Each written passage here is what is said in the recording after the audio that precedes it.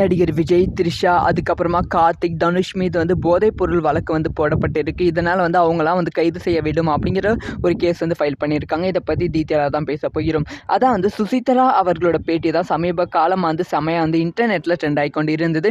அவங்க வந்து தளபதி விஜய் மற்றும் த்ரிஷா, தனுஷ் அவங்களோட முன்னாள் கணவர் கார்த்திக், அதுக்கப்புறமா இந்த ஆண்ட்ரியா, அனிருத்தை பற்றி ரொம்ப தவறான குற்றச்சாட்டுகள்லாம் வைத்தாங்க.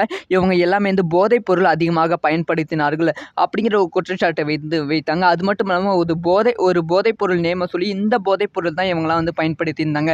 கொக்கைன் அப்படிங்கிற போதைப் பொருள் தான் அப்படிங்கிற விஷயத்தையும் வந்து சொல்லியிருந்தாங்க. இப்போ வந்து இதுக்காக நடவடிக்கை வந்து எடுக்கப்பட்டிருக்கு.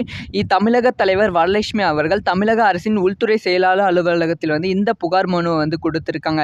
இதில் அவங்க என்ன சொல்லியிருக்காங்கன்னா, பின்னணி பாடகியும் நடிகையுமான சுசித்ரா குற்றச்சாட்டுகளை விசாரிக்க வலியுறுத்தி இருக்காங்க. புகார் அளித்த பிறகு வந்து செய்தியாளர்களை வந்து அவங்க வந்து சந்தித்திருக்காங்க.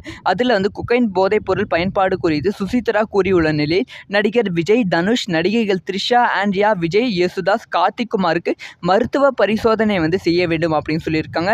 குற்றச்சாட்டுகள் வந்து உண்மை என்றால் அவர்களை வந்து கைது செய்ய வேண்டும் அப்படின்னு சொல்லியிருக்காங்க. மற்றும் வந்து சுசித்ரா அவர்களோட முன்னாள் கணவர் கார்த்திக் குமார் அவர்கள் பட்டியல் ஜாதியினரை வந்து இழிவுபடுத்தும் வகையில் வந்து அவங்க வந்து பேசியிருக்காங்க. அந்த ஆடியோ குறித்து விசாரணையும் நடத்த வேண்டும் அப்படின்னு சொல்லப்பட்டிருக்கு. இதை பற்றி உங்களோட